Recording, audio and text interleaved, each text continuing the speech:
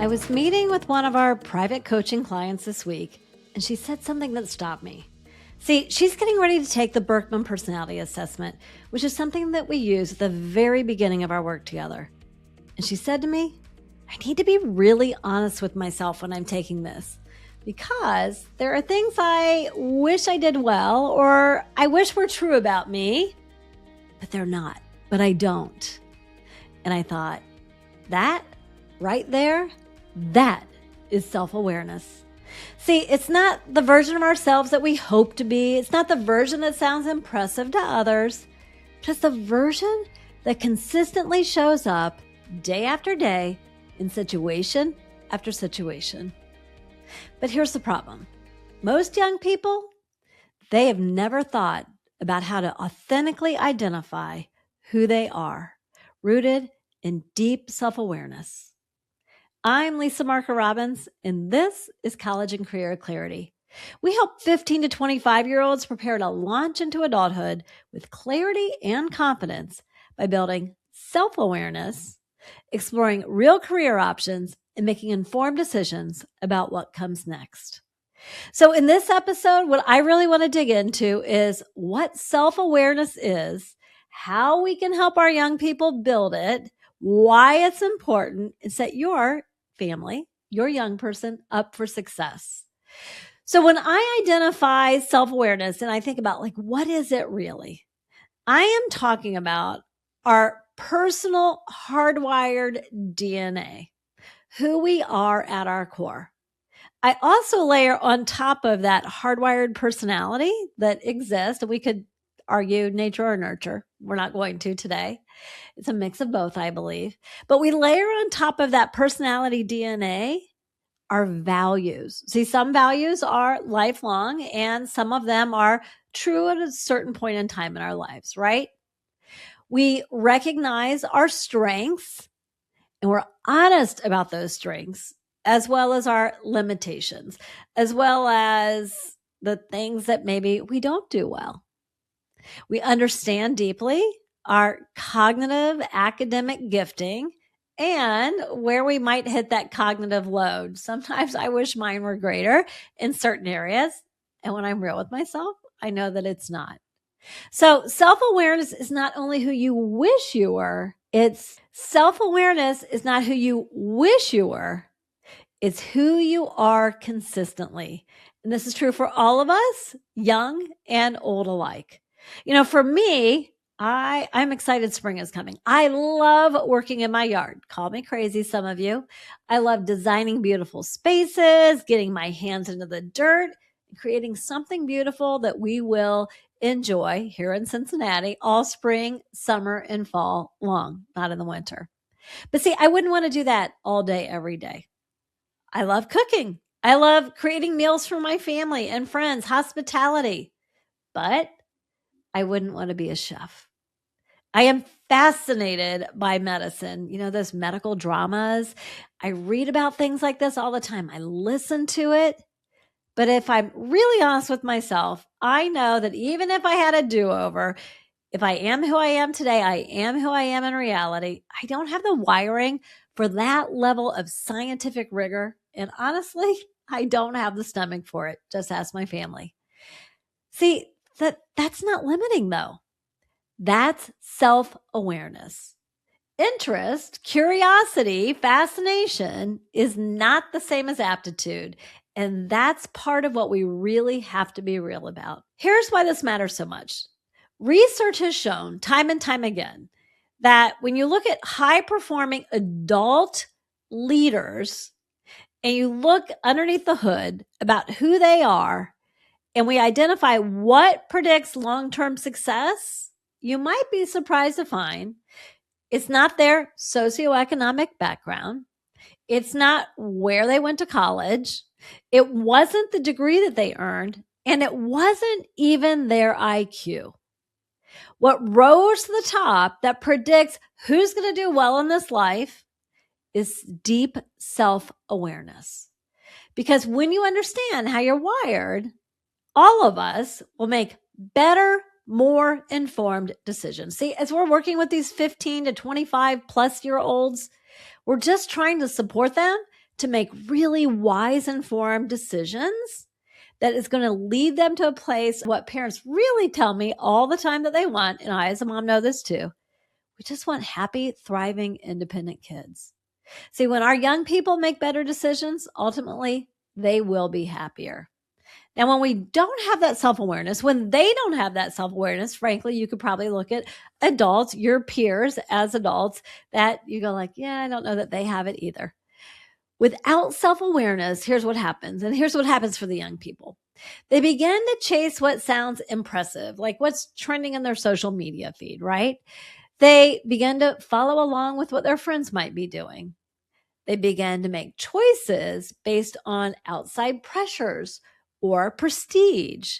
Maybe income alone is what's leading them. And they begin to confuse curiosity, interest, maybe temporary interest, with the capability that can sustain a career. So you can't make aligned decisions without aligned insight into who you are. So that's the trap. Aspiration versus reality. There is a distinct difference. I wish I were this way, or I wish I didn't do this thing. And this is what I do. This is how I'm wired. This is how I show up. Because if we build plans on that first one, here's what's going to happen for our kids.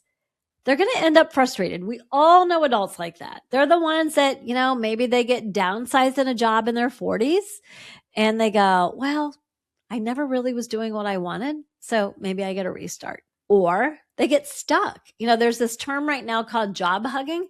And honestly, it's a new fear for parents because it's not just about making the right choice, but parents are going like, I'm seeing all these people who are job hugging, meaning hanging on to jobs just for a paycheck because they never really fit who they were.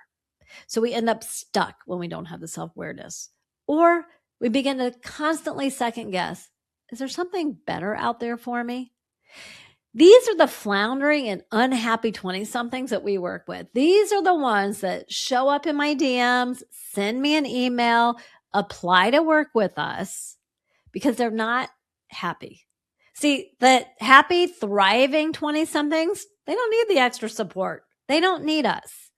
And my goal as I think about this is, how do we take a teen, a late teen, an early 20-something before they're, job hugging into a job that pays the bills but doesn't light them up? How do we take them early stage for this career clarity and give them the support they need so they're making the right choices early so they're not end up job hugging and just hanging on for dear life? See, aspiration without the awareness is going to lead to misalignment. So, here's what's, we already unearthed some of it. Here's what's tripping people up. It's the comparison, it's the pressure, but I'm going to tell you this. It's kids not being honest with themselves, or parents, maybe you're not being honest about who your kid actually is. See, we don't get to choose for them, but we can support them to make the right choices for themselves, and then we can celebrate them. Oftentimes we're missing out on opportunities to support our young person by asking the right questions or putting them into encouraging environments where they can explore and learn about themselves. Oftentimes they land in places where they're only rewarded for certain strengths. Most people are just not getting the guidance. Most young people, they're just not getting the guidance they need to process what it actually means to understand themselves at a deep level. It's not that they're not capable. They just don't know how to do it. So what can we as adults, whether you have kids of your own, like I do, or you're working with these kids, what can we do to help them? First of all, you all know this if you've been following along. And if you're new, this might be new to you. I am the biggest fan of conversations, right? Conversations, dialogue, not talking at them, not telling them what to do, but a curiosity, an exchange of ideas. asking the right questions. Get curious, not directive with your kids. Ask them, what gave you energy this week? What's working for you? What's draining you? What are patterns that continue to show up for you over time and time again, whether they're leading towards your wins and your excitement, or maybe they're leading towards the things that trip you up, the things that don't necessarily go well.